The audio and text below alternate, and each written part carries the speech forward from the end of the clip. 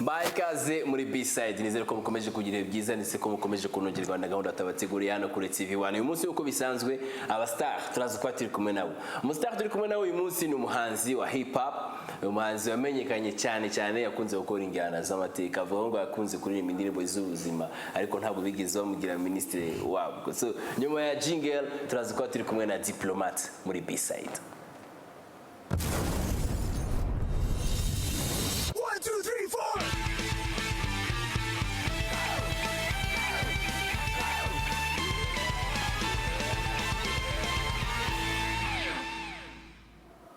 Nongeye kuba ikaze muri B-side Diplomate ngo ha ikaze muri B-side. Asante sana Ziggy. Nizere kumeze neza. Meze fresh na mahoro. Na mahoro. Ikintu cya mbere mpita nibaza inspiration y'abantu benshi cyane bakunda kuyibaza ukunda kuvuga ku mateka ese ukunda gusoma amateka ukunda inspiration turukaye kora kwiri hari umuntu yavuze Diplomate hari ukuntu uretse ubu muri no minsi wabonye batakugize ministre w'ubuzima tutangira gukora izinzi cyane zisa tutangira gukora izindi njyana ariko mbere yo bavuga Diplomate n'ubu ngubu dayeri uvuze Diplomate ngo ifite indirimbo nshyashya hari content witawe expecting ko iribuze kubiri muri iyo ndirimbo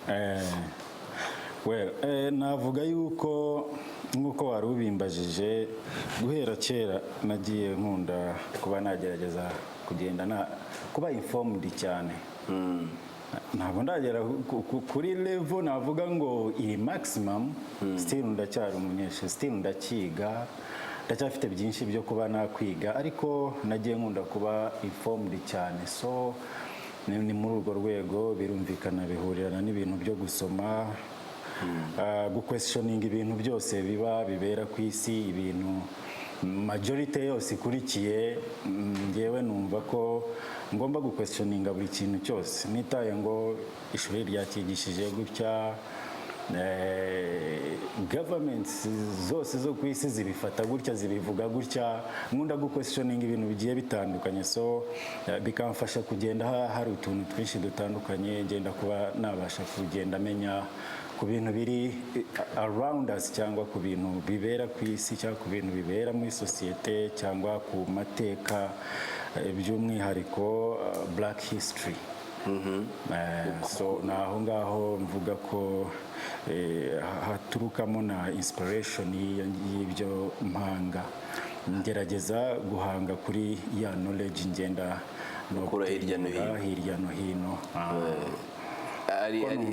iyo urebye nk'abantu bagukurikira ku mbuga nkoranyambaga njyewe nkunda kora kuri Instagram yawe ukunda posting ibintu hari nk'igihe wigeze kwibaza niba kuko umuntu haragiye ku kwezi umunyamerika haragiye ku kwezi ibintu nk'ibyo ni muri urwo rwego rwo questioning ibintu bitandukanye nkuko nyine ugeze neza kuri point navugagaho yuko ikintu abantu bemera bafata ngo ni uku nguku kimeze singihakana ahubwo nshaka kujya questioning menye neza nyigeho neza ngisobanukirwe neza so kuri biriya bintu byerekeranye na moon landing nagerageje kugenda nshaka kumenya byinshi kuri moon landing ariko birangira ntemeranya neza bivuga ko Armstrong yagiye ku kwezi birangira ngewe nabyemera neza ko nibwo ngira ngo bari bakiva mu byitwa Cold War na US yari muri period nyango ya Cold War US ni na leta zunze ubumwe z'abasovieti so Cold War cyangwa intambara y'ubutita yari nkuko bayita yari war of words and suspicions so yari intambara y'amagambo n'ibikabyo so Amerika irareba iravuga ati aka gakoryo karamutse kaje Uburusiya bwa busubiye hasi parastaginga ibintu byose bavuga ngo moon landing yarabaye ariko staging ko ari montage bakoreye muri biriya ni ibintu byakorewe muri Hollywood kubera ko kugira ngo ugere ku kwezi njye mbyibazaho nkumva atari ibintu byakoroha cyane ko hari niba nazita rays ziba mu kirere ibyo bita Van Allen belt bavuga ko nta kintu gishobora kuba cyarenga kugira ngo umuntu abashe kuba yajya muri space ajye ku kwezi ajye kuri Mars ajye hehe bisaba kunyura muri Van Allen belt ariyo Bible yitwa firmament ariko scientist bakayita Van Allen belt so kugira ngo ikintu kibashe kurenga muri iyo Van Allen belt kigera aho ngaho ngo muri Mars Moon bavuga ko harimo niba ari rays zitwika cyane ku buryo nta kintu gishobora kuba cyabasha kunyura muri Van Allen belt so ikibazo kigahora ari ukwibaza ukuntu babashije gukora ikagenda ikanyura muri Van Allen belt hari impamvu nyinshi cyane umuntu zerekana yuko moon landing yari fake hari amashusho menshi yerekana uburyo icyogajuru cyari kimeze kuhalandinga kwako ibicucu kibaza igicucu cy'ukwezi ahantu igicucu ukuntu kirimo kuboneka ni ibintu byinshi hari amashusho menshi yagiye arikinga herekana ko moon landing ari fake so je ntabwo nemerera muri moon landing kandi ntabwo ari njyewe gusa around the world abantu benshi bari informed ntabwo bemera ko Amerika yagiye ku kwezi ahubwo Amerika igerageza gukoresha ibyo bintu binyuze muri agence yabo ya NASA kugira just bakomeze ba maintaining ya superiority uyu munsi yo twumvise ngo Amerika yagiye kuri Mars Amerika yagiye ku kwezi urumva bakomeza kuba ari babantu n'ubundi dutinya twumva ngo barakaze cyane okay music ni entertainment ni na education ni information niyo mpamvu tuganiriye kuri point abantu benshi batekereza izo conspiration theories hari abemera ko alliance babaho aba extraterrestre babaho iyo point uyitekereza iki ntabwo mbyizera njye ibyo bintu okay ntabwo mbyizera nemera existence y'ikiremwa muntu by'umwihariko nk'umuntu wemera idini kandi wemera Imana ko ufite my next question yarigiye kuba ibyo byose utekereza uhuza gute n'imyemerere yawe wese nta hantu na hamwe bishobora gucontradictinga imyemerere yanjye mu by'idini ibyo byose nta namwe contradicting idini ko idini naryo n'intumwa y'Imana Muhammad n'umugisha yaratwigisha ngo dushaka ubumenyi kabone naho bwaba buri munsi yibuye ari hadithi bazita hadithi ibyo yagiye avuga ati dushaka ubumenyi niyo bwaba buri munsi yibuye kandi bakavuga ngo hari indi yavuze ngo dushaka ubumenyi niyo bwaba buri mu Bushinwa ariko iyo ngiyo abamenyi baje gusanga itari sahihi kubera ko muri kirya gihe ntabwo ntabwo bwitwaga China yemerwa niko bavuze dushaka ubumenyi niyo bwaba buri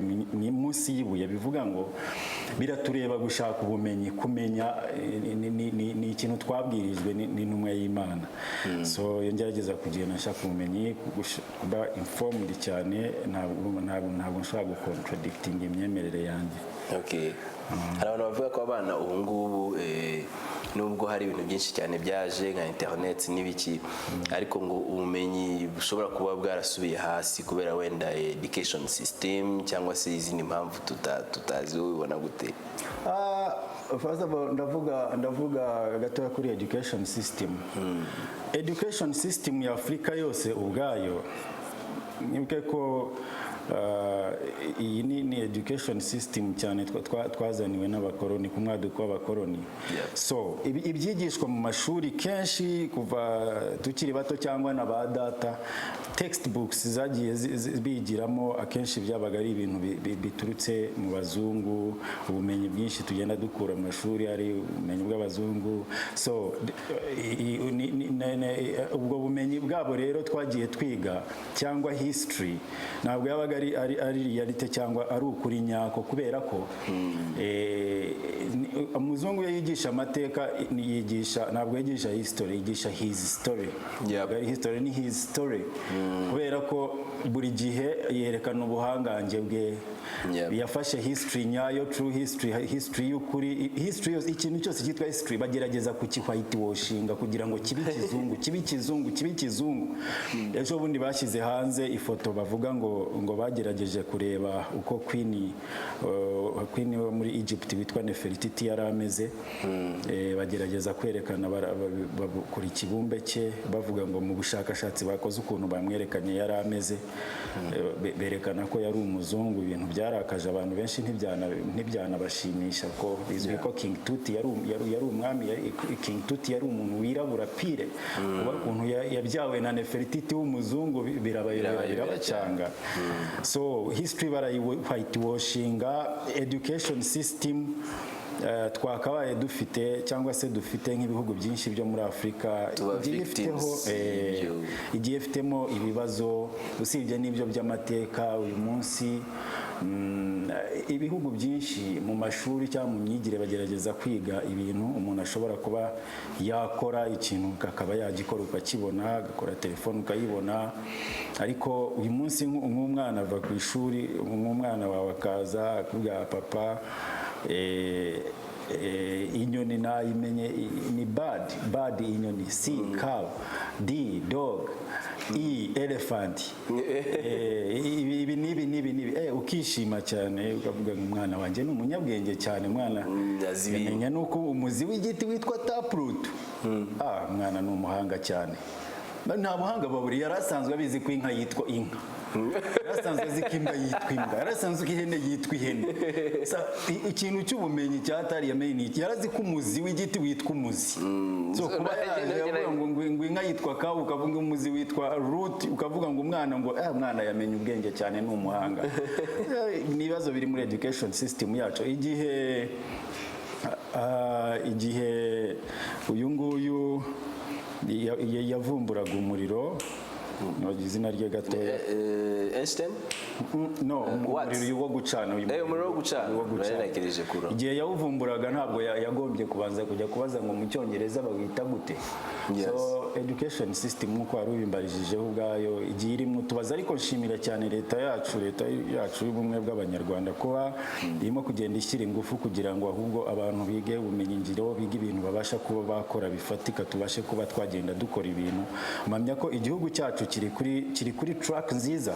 Ariko ibintu byo kugenda abana bakicara muri classroom kamara imyaka 6 yicaye, akazongera kamara indi 6 ya segonderi nanone yicaye, urumva urimo ko nukorora akazakirirwa mu muhanda. Niyo mpamvu ujya kumva ngo so and so sits in the parliament. Nukwicara n'ubundi nyine yicaye mu nteko, kuko nibyo yabaye trend kuva mu butoya. Yatojwe kwicara, ajya muri segonderi yiga kwicara, ajya muri kaminuza yiga kwicara. Nta kintu tubasha gukora. Dukeneye kugira ibintu dukora bifatika. Kiba ari igitelefone kibi nivuga ngo na graduatinze mu bijyanye niba ni na telecommunications engineering, niba ari iki noneho nakoze urutelefone rubi rumeze nk'uruterimusi. Ariko n'igihe dukeneye kugira ibintu dukora bifatika. So nibyo mbona muri education system yacu byagenda mera nkaho bigenda bihinduka. Otherwise future y'u Rwanda ni nziza, ndabona turi kuri track nziza kandi ifite n'icyizere muri future ya Africa muri rusange. Do you consider yourself as a Pan-Africanist? And what's the ideology aho ngaho? What do you believe in iyo bigeze kuri iyo point? Iyo bigeze kuri iyo point nemerera muri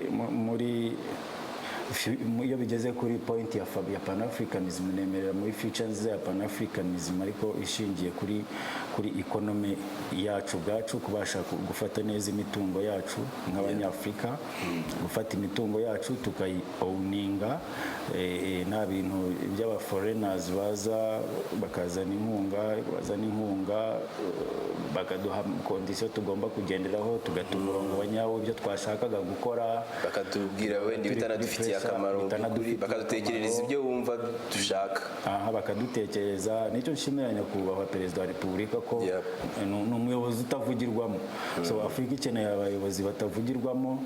Dukeneye kumenya uburyo dukoresha neza resources zacu tukirinda ibintu by'uburyo imitungo yacu isahurwa, numva tukishakamo ingufu, tugateza imbere ubuhinzi, tukagira ibiribwa, tukagira ibiribwa byinshi bihagije ku isoko.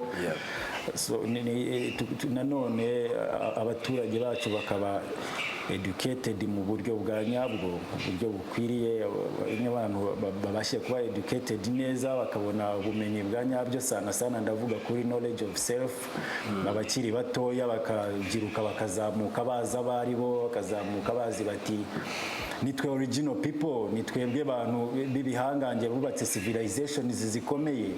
Urumva, nitwebwe abantu bafite melanin mu ruhu rwacu rw'umukara. Nta mpamvu yo kwifuza umuntu uwo ari we wese. Nitwebwe abantu bafite melanin mu ruhu rw'umukara. Ntabwo dukeneye kuba abazungu kugira ngo noneho twicare turi kuri risk za cancer.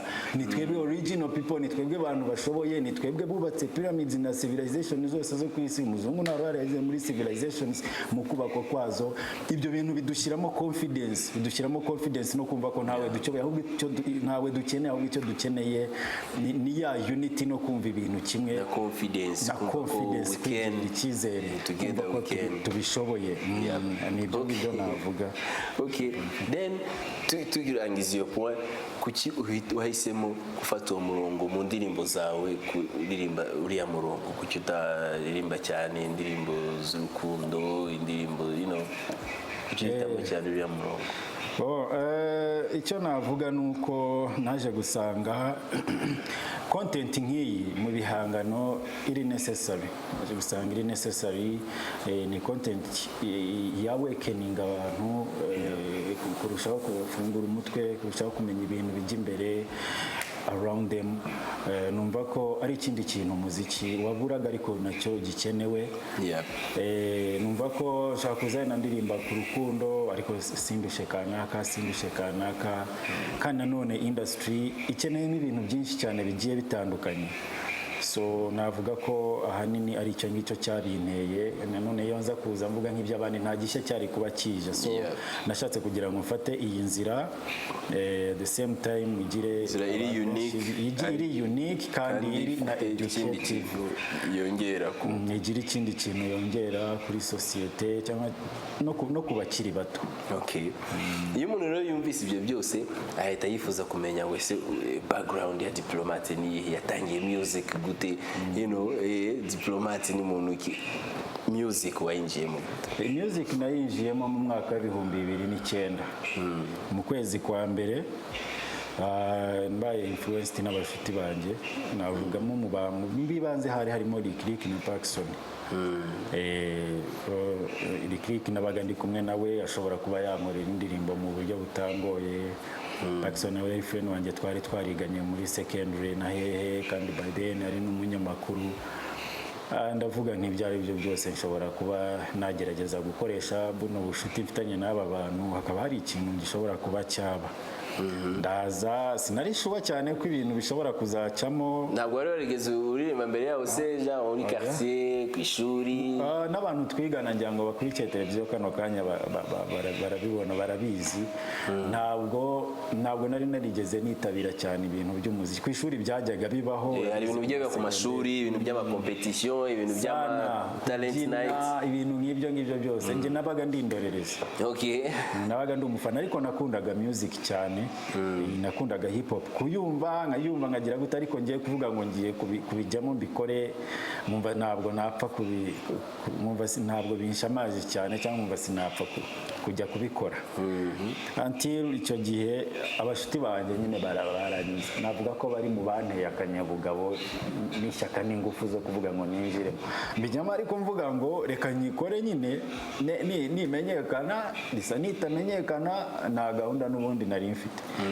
Muri indirimbo ya mbere yitwa Umucakara w'ibihe, kubw'umugisha abantu bahita bayifata Cakara wibi, bahita bayikunda. ide yo kwandika iriya niyo ndirimbo ya mbere wari wanditse se? Niyo ndirimbo ya mbere. Ide yo kwandika umunsi wa mbere ufata bike kabisa n'urupapuro ukavuga uti okay reka nandike iyo ndirimbo.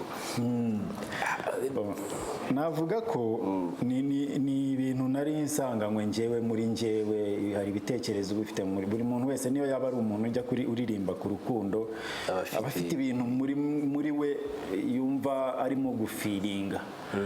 So wandika uhereye kuri feelings zawe. Nahereye kera nkunda cyane ibintu bya history cyane. So nanditse ibiri muri njyewe. Okay. Nanditse mpereye ku biri muri jye. Bita nandika iyo ndirimbo. Ngiye numva nifuza kumenya, sizi niba ubyibuka igihe wandikaga iyo ndirimbo.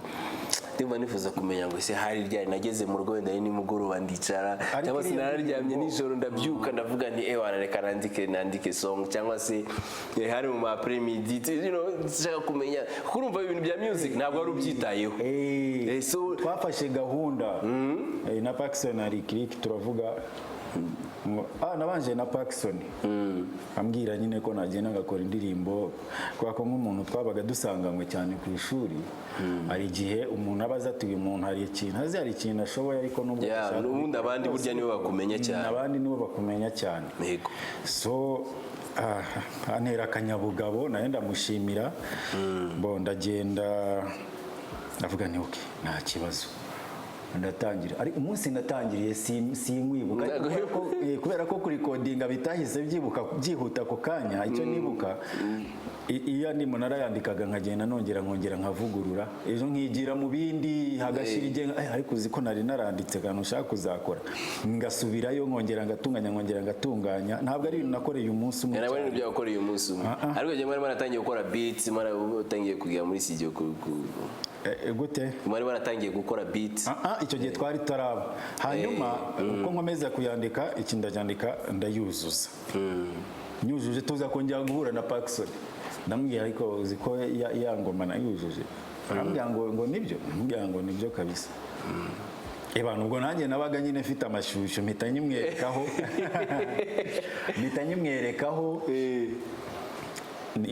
birumvikana nayimurapiraho mukubita freestyle. nawe yumva si ibintu byari bisanzwe, yarasanzwe yumva muri hip hop rusange, muri muziki usanzwe wa buri munsi. Icyo gihe daher hip hop nyarwanda zari zigezeho, zari genre ubuzima, street life, gangster rap, yaze gutyo. Yumva ni ibintu bishya, arambwira abantu ibintu ni byiza, rero wowe icyo wakora shyiramo courage tugende ikahita gukorera.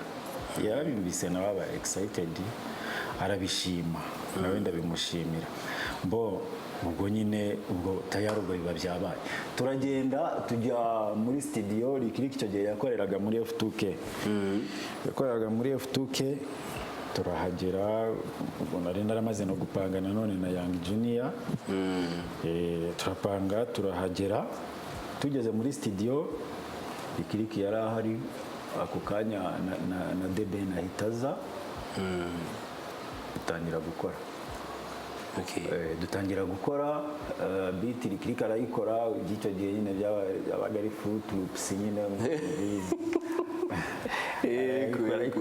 arayikubita beat iragera.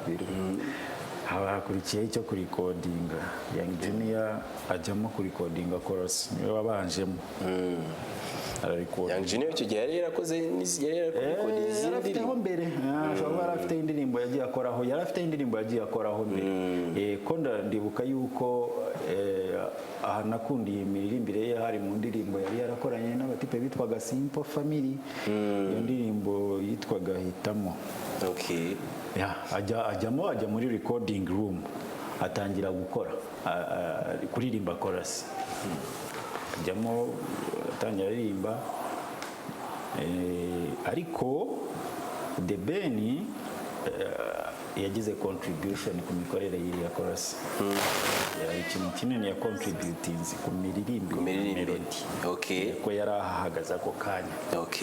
Yakoze ibye, ariko na Ben amusangiza ku ma ide y'uburyo chorus ukuntu mwagakubita neza melody.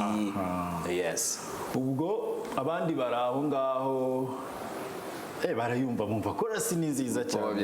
No franchement iriya ndirimbo ifite chorus nziza cyane. Merci kabisa. So abandi baraho ngaho baravuga Jamakoze chorus nziza ariko ntabwo twizeye ibitero wari utarabishyiramo. Okay. bati cyane urabizi nk'iyo umuntu aje ari mushya abantu benshi bamwibaza ariko umunsi wa mbere nta muntu n'umwe umwizeye pe. ntawe ubyizera uvuga ati chorus yari sawa ariko tegereza ibitero turebe ukuntu bitera ntabwo tuzi ko ari ikintu biri busayidireho. barangiza njyamo nshyizemo basi ya mbere abantu bari muri ntabwo wari ufite kujya kuri mikoro abantu bari aho ngaho sinzi impamvu nari nifite confidence. wari ufite confidence ariko nyango confidence nyikomora ko navugaga ngo n'ubundi nta gahunda mbifitemo. ibyo nabyo bitera confidence. You have nothing to lose. ivuga ngo I don't care. rwose nta kintu ibintu biba bikubwiye. njyamo ndatangira vasi ya mbere igeramo hagati kwa kundi ibyifunga ukumva aho bipfiriwe shafuga. ariko mbona abantu bari hariya bose bari excited kuri icyo gice gitoya bamaze kumva ndavuga ibi bintu banza bizarya tu. nditunganya neza igitero cya mbere ngishyiramo ubwo niko abantu bari kumva ari ibintu bishya ijwi rishya message nshyashya na style ya flow yari itandukanye. mbona abantu bari around aho ngaho ukuntu recording ubona abantu bari aho ukuntu barimo kumva ikintu niyo batavuga ukabasoma ukareba. mbona abantu bari excited ku bintu ndimo gukora so nanjye bintera courage mita flowing ibitero byose ndabyuzuza. abantu bose barambwira ati ibi bintu ni byiza cyane indirimbo ni sawa. ndavuga ntiwamenya ayo ni amahirwe ko indirimbo turayikora niba yarayikoreye muri Adobe sinibuka. ubwo nanjye simenyereye nta bumenyi buhagije bwo kuvuga ngo turaza kwicara mubwire ngo kora kano tunganya kano kosora akangaka biti hano yigire gutya. ibyo byose ariko uyu munsi nyine umunsi tubasha kwicara nawe uri umuhanzi urabizi cyane na producer akagira ideze ukagira niza atarika iyi biti ntabwo ngambire tubashyizemo akantu kameze gutya cyangwa sakaka tugahindure tugakorere gutya gatanga nayo ibitekerezo. icyo gihe wowe nta kintu ushwi cyawe cyari gushyiramo imirongo Kiriki yakubisemo chorus nkubitamwe ibite nani Janjina yakubisemo chorus nkubitamwe ibitero akazi kaba karuzuye Kiriki afatira aho ngaho aravuga ati basi mpamya ko nta time nini cyane twayihaye.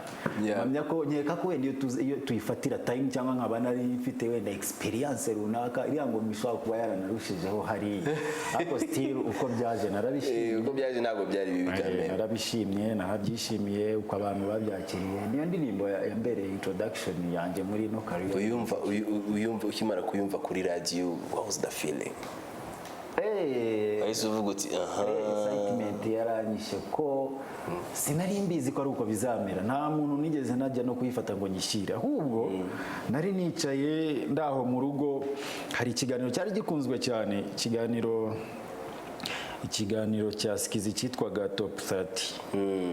indirimbo yabaga irimo aho cyari gikunzwe sana.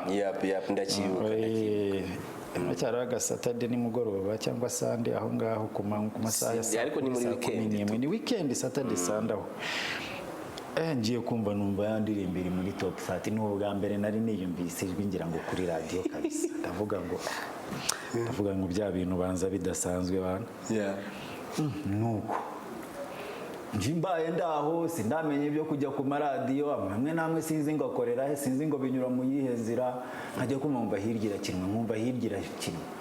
vraiment nagira mbonereho n'umwanya wo gushimira itangazamakuru ku bwako kazi ryakoze. nta waruzi ngo ndi muntu ki ntaruzi ngo nturuka he.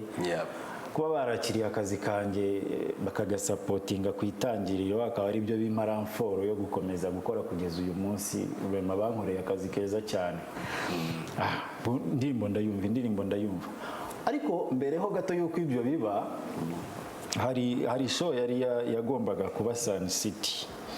yari iyo show yari irimo Paxson ikabamo na Tough Gang. so duhurira kuri studio ya Click kuri F2K turagenda na Junior twari turi kumwe twese ubu numva twari tugiye muri iyo show tuyijyamo noneho biba ngombwa dupanga ko sinzi ukuntu byari byapanzwe ku buryo nza kuririmbamo ni ariko nyine nkaririmbaho mbere gatoya ko bari already bari bahari bari bamaze iminsi bari established bon ndagenda indirimbo ntaho iraba kujya bibaye ngombwa yuko tugenda kuyiperforminga aho ngaho kujya abantu kwimenyekanisha nyine nabyumva nk'umuhanzi mushya n'iki turazamuka tujyayo Sun City nta muntu yizi nta muntu urayumva navuze ngo ni ibiki baratwintroducinga kuri stage tujyaho na Young Junior indirimbo turayiririmba abantu barishima sana ku munsi wa mbere inshuro ya mbere abantu barishima sana ndavuga ni ya byose ibi bintu biri serious nubwo nta gahunda nari mbifitemo tu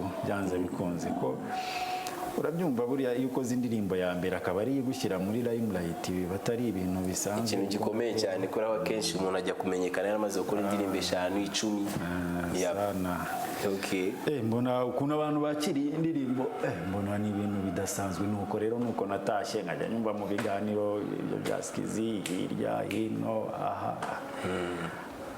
ibintu bizamuka gutyo nsubira muri studio ndongera nkora indi gutyo nuko nguko naje nuko diplomate yavutse nuko navutse mu muziki kabisa icyagiye ugitangira hari challenges zari zihari par exemple hari comments bavugaga ngo arapa nka Snoop Dogg how did you manage that stress abantu bashaka nibira ngo byagucaga intege niko nkeka icyo nshimira nuko batabivugaga banca intege kenshi hari igihe babivugaga bashima so ko ni voice yanjye nakoreshaga ni style yanjye niko ijwi ryanjye rimeze nuko nibwo buryo bwanjye ndirimbamo cyangwa nagombaga kuririmbamo ntabwo njya nkunda kuba ubundi muntu nubwo buryo bwanjye niko njyewe nari imeze muri njyewe niko flow yanjye yari imeze niko rap yanjye yari iteye so mu babivugaga ntabwo byari negative ntabwo babivugaga mu buryo buri negative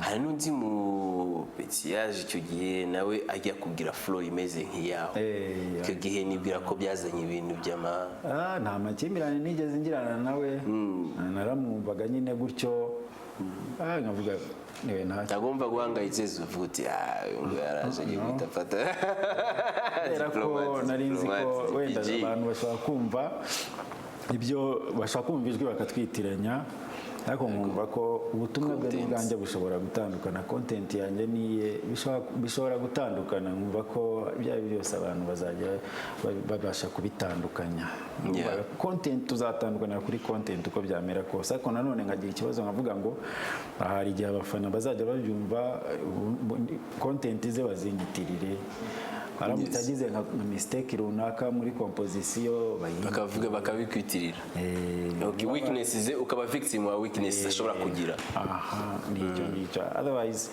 abantu nta kibazo buri wese yigerageza amahirwe ni iyihe ndirimbo wumva yagushize kuri top kabisa ni iyo ngiyo ndirimbo ya mbere mucakara w'ibihe iyo wowe wumva wanditse niyo ya mbere nka stepping stone navuga iyo wowe wanditse ukumva ujya wumva nubwo ukavuga utakasuna indirimbo rero namwe ibikira kumva ni yawe donc kumva inspiration yavuye mu ijuru tu ni ngaho tu ntabwo biburamo mu ndirimbo buri muhanzi ngira ngo ntaburamo indirimbo avuga ati byari byose akangaka ko bimeze kose nanjye ndayumva mva ko ushobora kuba narayikoze nshyize mu mutima navuga indirimbo nka Fasasi wa mbere ukunda content yayo yumva iri travail cyane kabisa uburyo yanditse zose ndazikunda ariko hariyo kame mumva ukavuga uti ngi yari yanditse neza Fasasi wa mbere niyo navuga abantu benshi bakunda kuvuga ngo hip hop yaraguye iyo ugereranije hip hop ya kiriya gihe mu gitangira 2012 na 2013 na 2005 kugeza ubu ngubu wowe ubona bimeze gute ntabwo ari ukuvuga ngo hip hop yaraguye such ariko nanone ntabwo twavuga ngo ihagaze neza 100%. Ntabwo ihagaze neza 100% ariko ntabwo yaguye kubera ko ndi hano. umunsi ndaha cyangwa n'undi n'abanzi bajya bazana bagora hip hop barahari. Yes. Ahubwo wenda kiriya gihe wenda level byari biriho n'uyu munsi ntabwo ari bimwe, biturutse ku mpamvu nyinshi zigiye zitandukanye. Hari ukuba twaragize ikibazo cya power play twese muri rusange nk'injyana ya hip hop, ni impamvu nyinshi. Hari impamvu zo kuba nanone abahanzi bakora injyana ya hip hop nabo bataragiye bashyiramo ingufu cyane mu kuba serious cyane compared ku bandi bahanzi bakora izindi njyana, ingufu n'umwete bashyira mu muziki. Yes. Abaraperi dukunda kugira defo gufata ibintu for granted sometime. Ariko aba bantu bakora izindi njyana nta kintu na kimwe bajya bafata for granted mu muziki. Ni icyo ngicyo navuga. Impamvu zo ni zimwe muri zo zituma urwego ari kimwe mukwiriye gukora kugira ngo mugarure iyo groove. Nta kindi kitari ugukora cyane, gukora cyane, guha abantu umuziki, dukore cyane. Ibyo biri mu bizatuma koko ibintu byongera gusubira neza kuri ya level, kuri rwa rwego rwa nyarwo. Nta kindi, ni akazi, ni ugukora cyane. Ahasigaye tugahangana challenges. Buri kazi kose umuntu byose akora, imbogamizi ntabwo zibura. Niba tuvuga tuti wenda muziki wa hip hop dufite ikibazo cy'ahantu hamwe badapfa kuwukina, ntibitume wicara ngo uryame ngo uvuge ngo basi byararangiye reka mbyihorere. Duhozeho, igihe kiragera ukuri kugatsinda. Okay. Ntabwo turangiza ikiganiro utavuze ku ndirimbo yawe nshyashya. Ufite indirimbo nshyashya na The Ben. Karibu sana. Wagize gute igitekerezo cyo gukorana na The Ben? The Ben aba hanze, ntaba hano mu Rwanda. Twari inshuti. Long term projects uvuguti abana nshaka kuzakora indirimbo n'uriya muniga. Byabereye aho ako kanya igihe tubikorera muri icyo gihe pe. Ntabwo ari ibintu twapanzeho for a long time. Ntabwo namenye ko ari inaha. Igihe yari inaha kuri ya nshuro yindi atari iyo mu kwa kane. Ya nshuro ya mbere bwaheruka bwashize butari ubu kwa kane ejo bundi. Yego. So yarari inaha ubwo natekereza numva ko byari byose dushobora kuba twakorana. Hanyuma turabivugana, turabyemeranya. Nkuko nabikubwiye harimo impamvu z'ubushuti nazo zirimo kuba yarasanzwe turi inshuti no kuba asanzwe asiti diplomate ni muntu ki, diplomate ni muntu ki, umuziki umeze gutakora te. Ibyo nabyo biri mu byafashije kugira ngo aka kazi kabe successful. Harimo nanone no kuba narifuje kuba nakorana nawe nyine kubera impamvu z'uko ari umwe mu bahanzi igihugu kifata nk'umuhanzi uri talented ku rwego rwiza, no kuba nanone ari popular. Izo zose zaba impamvu zishobora gutuma ziri mu zatumye numva ko nifuje ko twabasha kuba twakorana. So indirimbo mwayikoreye hano? Audio twayikoreye hano. Okay, kwande Tracks rero niwe wayikoze. Hanyuma tujya muri studio, Ben dukora beat, Ben ararecordinga, akora chorus. Hanyuma yagomba guhaguruka ejo ariko dize nk'umusaza ahaguruka ejo. So we ahita yigendera. So tujya muri studio, producer agenda akata amagambo, arabitunganya, abihuza. Chorus arayitunganya imera neza, shyiramo ibitero, umuherereza sample. Umuherereza sample arayumva, aba excited cyane, arayikunda. Okay. Yakunze indirimbo biri no mu byanyorohereje kugera kuba iyi ndirimbo iri aha ngaha kano kanya nta kintu na kimwe cyangoye. In fact na idea yo gukora video niwe wayimbwiye ko nashaka guhita nsohora audio.